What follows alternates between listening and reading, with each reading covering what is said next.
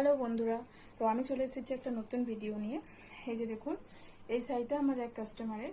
তো এটা হচ্ছে জাম কালারের শাড়িটা। দেখে মনে হচ্ছে মেরুন, বাট এটা জাম কালার, ডিপ জাম কালার। কালারটা কিন্তু খুবই সুন্দর। এটা ফলস পিকও হয়ে গেছে। শুনুন ব্লাউজটা দেখায়। এই হচ্ছে ব্লাউজটা। এটা বম্বে কাটের মধ্যেই আছে।